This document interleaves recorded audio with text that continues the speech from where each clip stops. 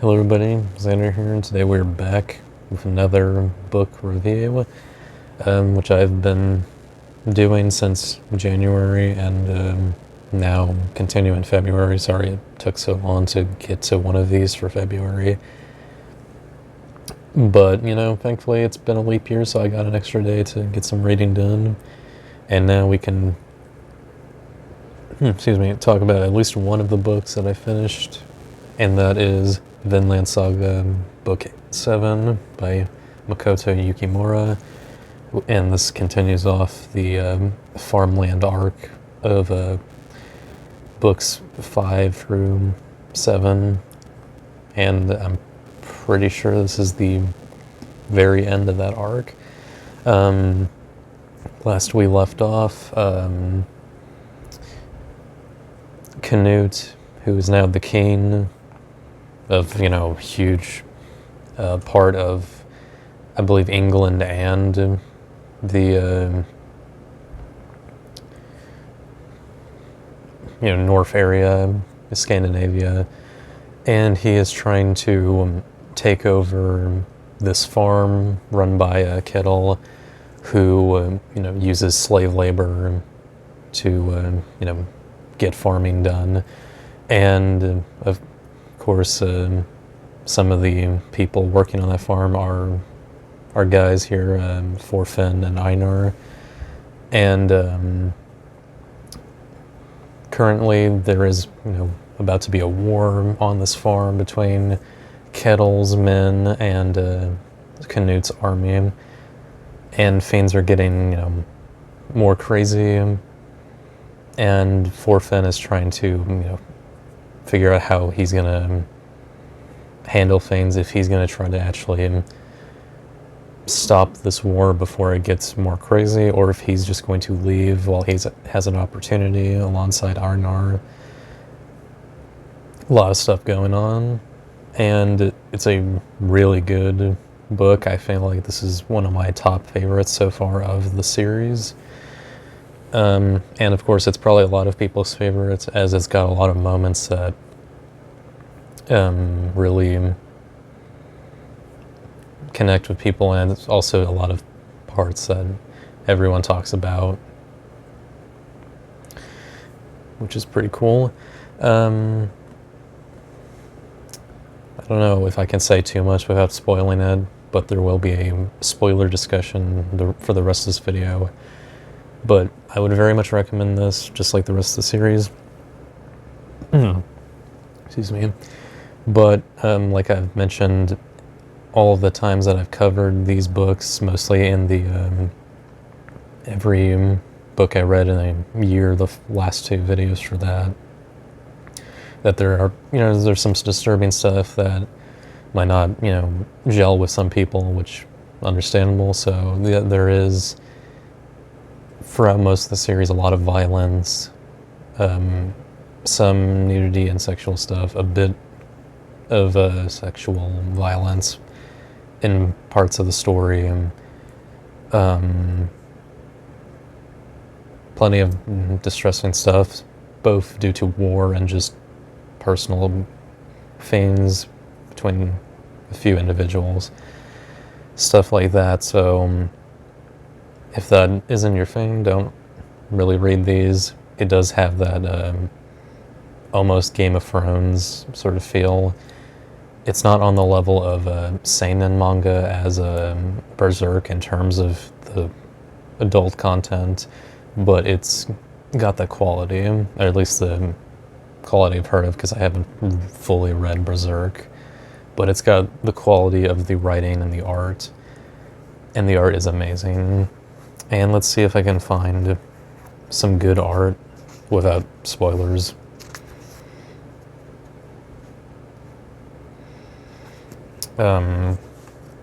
Some good art here. It's a basic moment, but it's like really well drawn.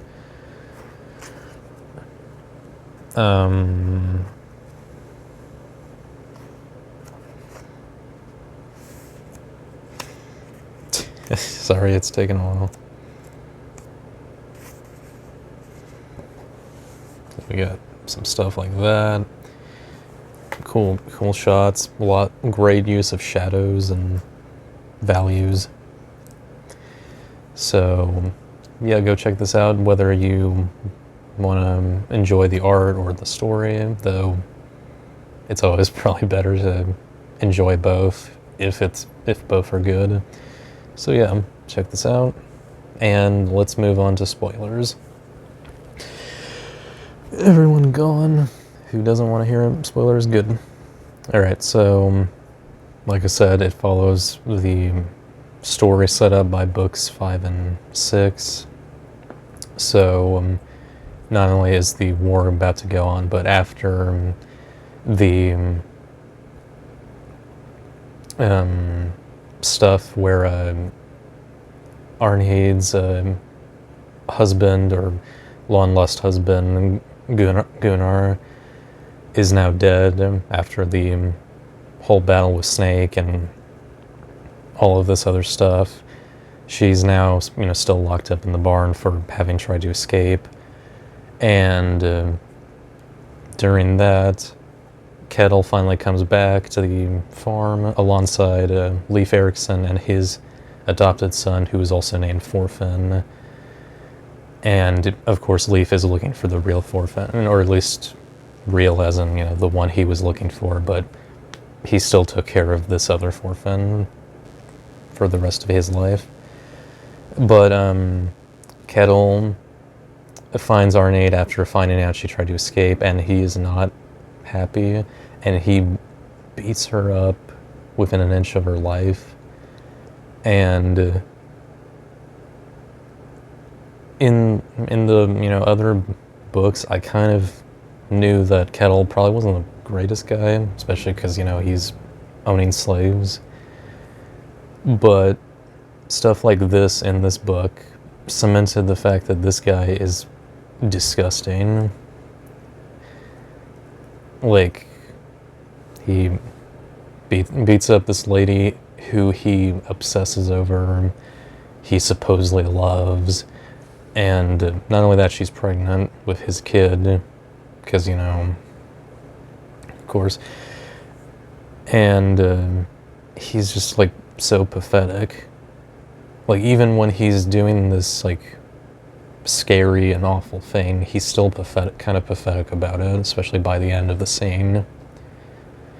And then, he leaves, and, Thorfinn, Einar, Leif, and the pastor, or pater, come by, and Leif not only was preparing to buy Thorfinn and Einar from Kettle, but he also wants to buy Arneid from him because he, knows that he'll probably just kill her at some point.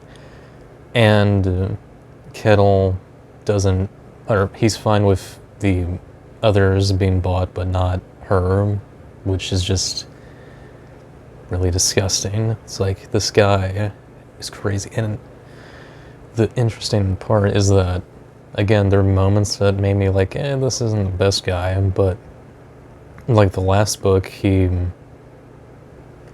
pushed for a more lenient punishment to some children who were stealing.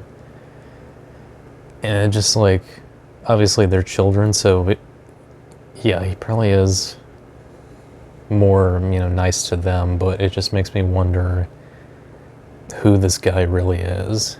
And obviously this shows his true colors. And that does make sense, as a lot of people, when pushed a certain way, will show you who they really are. But, Pater makes sure that Arnheid is, bandaged up a bit, but she's beaten to pretty much unconsciousness and near death. And then I kind of mixed up when Thorfinn and Einar showed up, but they do show up here. And of course they're upset, and Einar vows vengeance, and Thorfinn is of course upset, but because of his recent sort of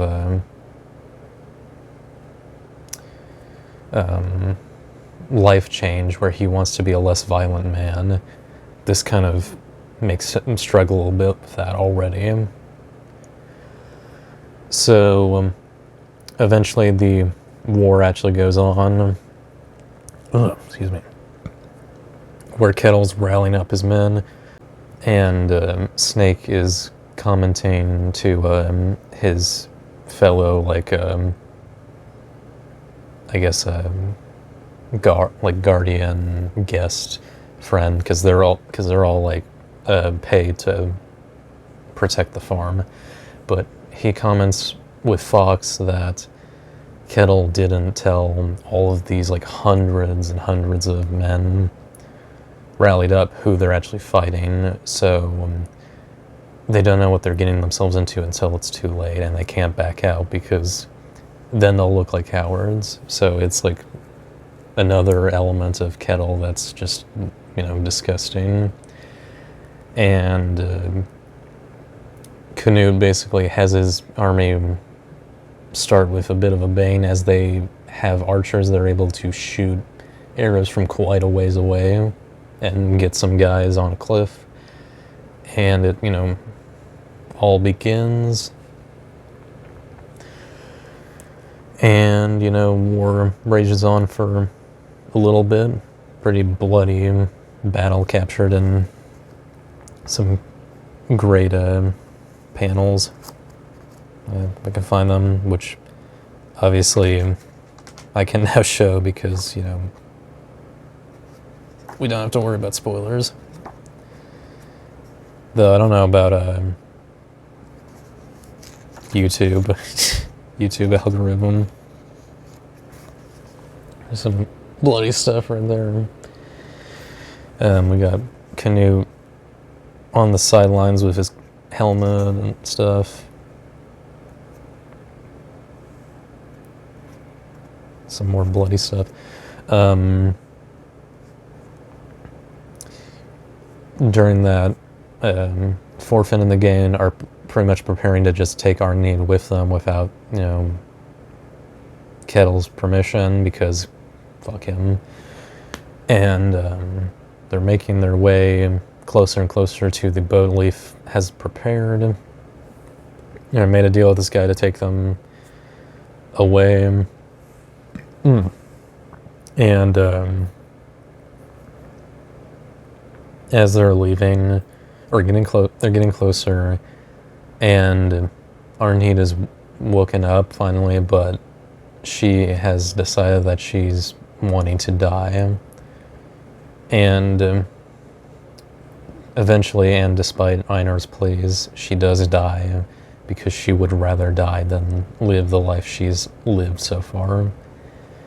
And despite the fact that she has died, Thorfinn, sort of tells her as if maybe she'll be able to listen from beyond, but he tells her of Vinland, a place without war or slavery, a place of peace.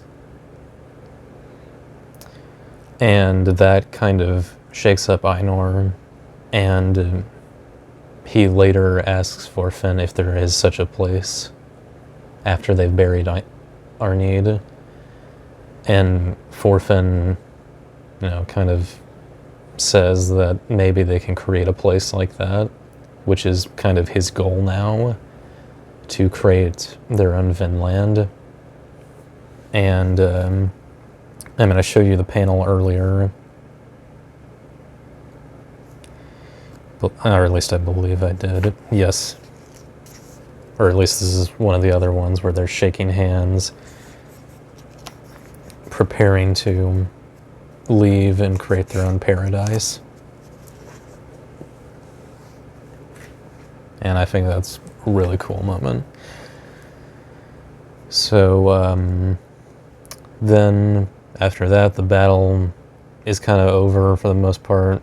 Lots of dead people on both sides, and everyone's holding back. But meanwhile, Thorgil is trying to do sort of a stealth attack on Canute, but he's coming in loud afterward, trying to kill him. But it doesn't go too well, seeing how his, or Canute's guard, or advisor slash guardsman, Wolf, comes in swinging, but, the battle results in Wolf getting his eye gouged out by Forgil, and Forgil getting a sword for his arm, or his wrist, sort of. And he simply escapes. So Forgil escapes, and they just kind of let him go, because it's like, whatever. And they're wanting, Canute's wanting Kettle and his family to surrender, otherwise they're just going to take everything by force. So alongside that, Snake finds Kettle, who is among the dead and wounded, and he takes him away. And during that, we find out that Snake knew that Kettle is not actually the guy who he claimed to be, and based his persona and his respect off of, which is this man named Iron Fist Kettle, who is not him. And the reason Snake is still kind of getting behind him and is not just straight up killing him is because he wants to repay his own debt or something like that. And maybe it'll get to a point where he hopes to maybe expose him or something. I'm not quite sure, but oh well, he takes him back to his family, and that's when they're all discussing what they do, and it turns out that Kettle wished for the the main man of the farm after him to be his younger son, shit, I forget, Omar, who we see kind of midway through the book is watching as all of these wounded men are, screaming and wishing to be dead after the war, and, everyone tending to them. And on top of that, the father of the girl he's been with, his arms are gone, and he wants Omar to take care of his daughter, and I'm pretty sure he probably dies after that. I wouldn't be surprised. Omar then froze up and is distressed because this is what war has brought, and it of course contrasts how he felt about war and being a warrior in the other books, where he was excited to prove himself to his family and be a man, but that clearly changed. And when he comes back to his family's house, he wants to surrender because he basically caused all this, which is kind of true, but yeah, Forgil is a little bit right that Canute was looking for a reason to start all of this anyway, but Omar doesn't relent, and he wants to pay for his mistakes of being so brash and trying to prove himself. During that, then, Thorfinn decides that he's going to try and talk to Canute and try to stop all of this. So he and Einar go to try to find Canute, but he's stopped by this big guy with an eye patch who is preventing him from seeing Canute, even though Thorfinn says that he's known him and used to be his sort of personal guard. But the guy and the rest of the army don't believe him, and eventually they start beating him up. But Thorfinn is not backing down. He wants to see Canute, and he's just taking all these punches and not caring too much about that until the rowdy crowd around the fight gets Knut's attention, and the fighting continues until the guy has delivered 100 punches, but Thorfinn is still standing despite being all swollen and bloodied up. And this causes the guy to respect Thorfinn for, taking all these punches and realizing that he truly is this guy that he says he was. And Knut finally sees Thorfinn, and he does recognize him, and Thorfinn obviously acts like a different person than he used to be, which Knut can see, down to him like apologizing for giving him his scar and everything else, and being grateful for not just being killed after everything that happened with Askeladd and Knut's father being killed. And like Thorfinn intended to do, he tries to get Knut to stop everything, but he doesn't want to stop really.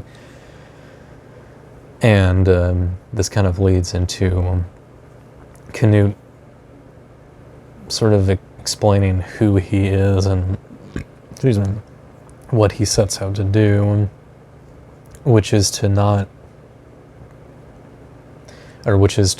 protect the Vikings and all of their sort of pillaging ways, because he believes that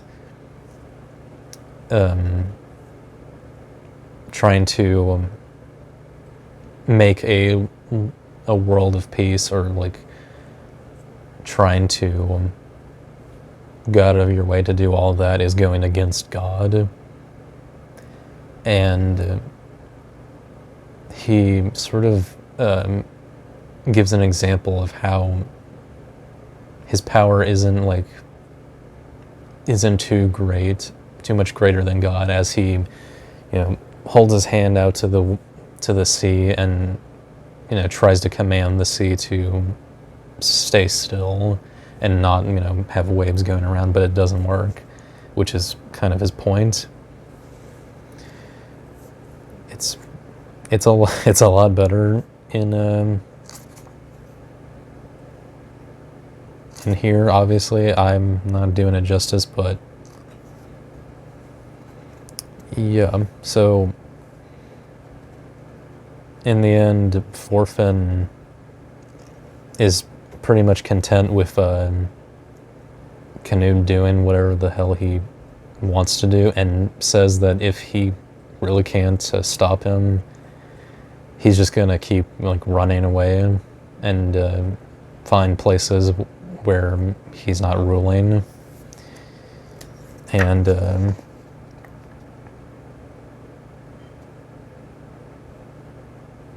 Knut's kind of impressed by Thorfinn's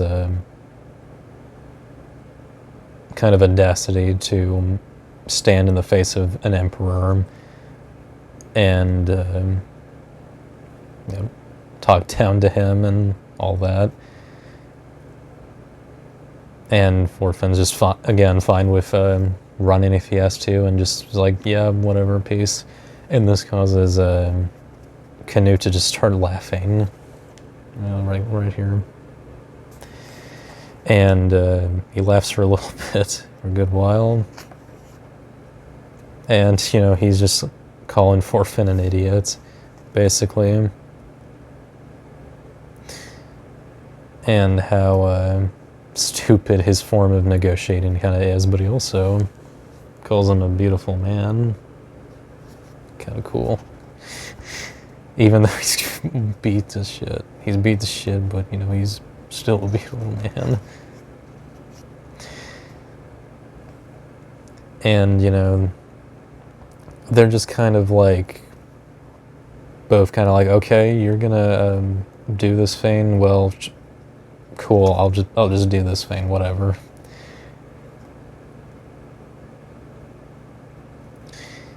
And then Thorfinn then basically, kind of also says that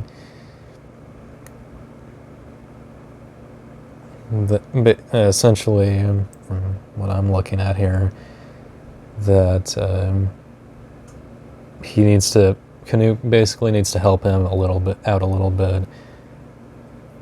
because Thorfinn's power is smaller than his, and the hole that, the hole he makes is going to be too big for him, which I guess sort of is meant to represent, the power of the Empire. The hole essentially is like a vacuum of power. I guess, I don't know. And, he's, basically like, don't make my job harder. Thorfinn basically says that to him, don't make my job harder. And Canute starts laughing again.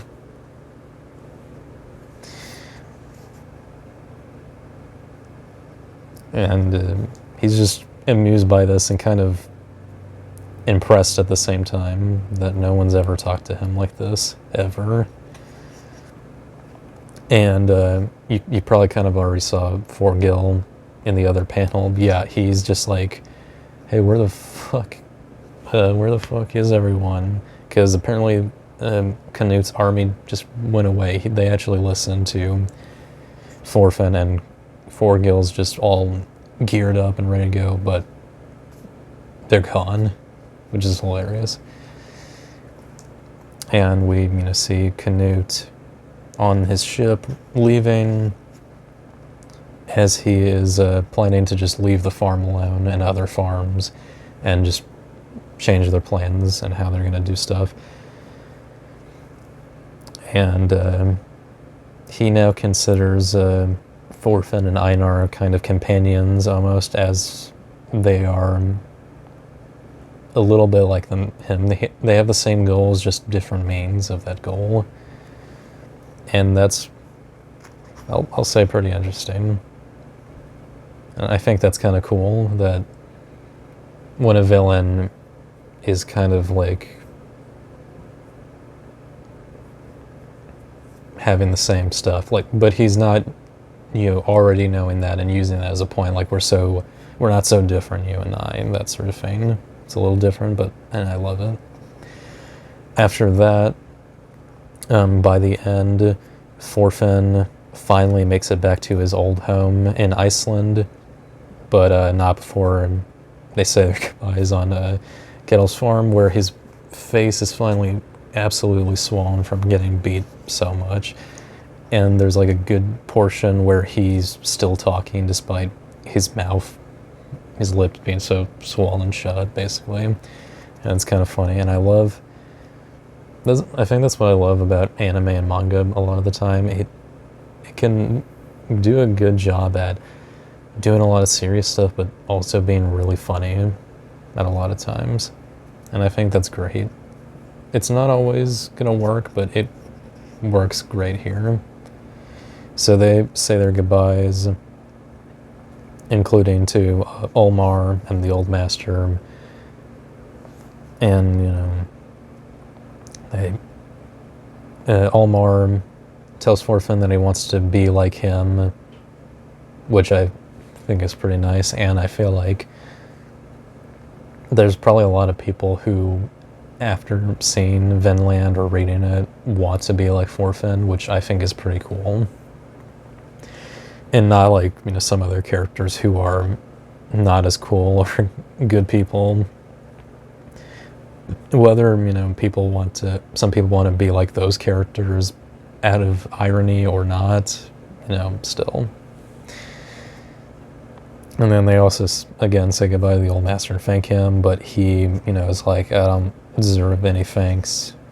So he's pretty self-aware about himself and everything that's happened. But yeah, they get on the boat to leave. They don't take any gold or anything. As thanks, they just go. And then finally, as they're sailing away, Snake, yells to them, revealing his name, his real name, Raould. So right here, and I get, that's probably a sign of trust, as a sign of trust and friendship that he tells them his name.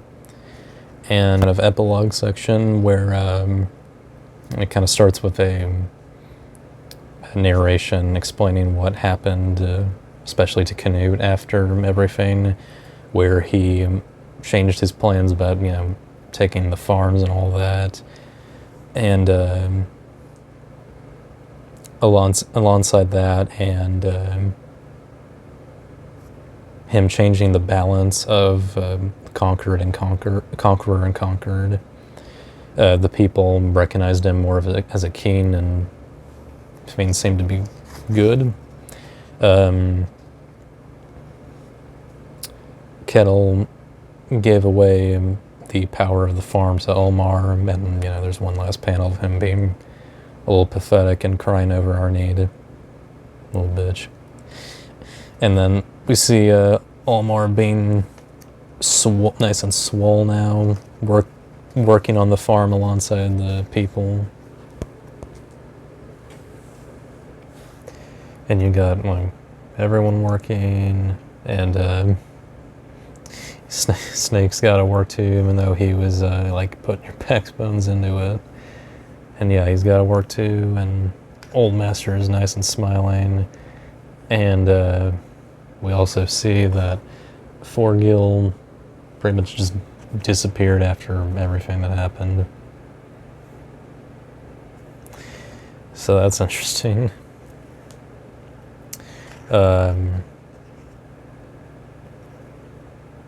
With that, Thorfinn finally returns to Iceland to see his family again. He eventually meets up with his sister, Ylva again, but she does not actually recognize him because she thinks that he died a long time ago. So she just kind of beats him up a little bit, and then they leave and go find Thorfinn's mother. And with that, we also find that Ylva had some children with a guy named Ari. I think that's his name. And thankfully, Ylva, I think her name's Helga. She recognizes Thorfinn, which is pretty nice. And Thorfinn is apologizing for everything, as he did run away to try and avenge his father. And things get a little more happy after that, as Thorfinn meets up with Ari, who they knew each other a little bit before he left, and they've got all the kids and everything, which is pretty nice. And eventually Ylva comes back and beats Thorfinn again, still thinking thinking he's a creep. And then she does find out that it is Thorfinn and beats him up some more, because he has been gone for over a decade. And that's where it ends, with everyone just kind of commenting on the whole ordeal, with Einar basically being like, he's taken a lot worse, which he did. And that's book 7 of Vinland. Sorry for the long, basically, plot summary, but yeah, that's the plot of book 7, and man, I enjoyed it. And I'm excited for more, because there are more books. I'm excited to see what happens now, because in a way you could say that this is sort of, you could end things right here, but we'll have to wait and see with what Yukimura has planned. I do have book 8, which I'm going to read for March, so we'll talk about that next month. I hope you enjoyed this review and plot summary, spoiler summary for the rest of the video of Book 7. What did you think of Book 7 or the section of Season 2 that is based around this? And what do you think of the series as a whole? I really enjoy it. It's probably the first and only seinen anime or seinen manga I'm gonna really throw myself into, unless I find a way to read Vagabond, which seems like the only other one I'd really get into, both because there's samurai stuff in it and it's not as batshit or fucked up as Berserk. Other than that, I'll see you guys next time. Take care and have a happy leap year for all of those who are technically the age of a child, even though they're grown-ass people.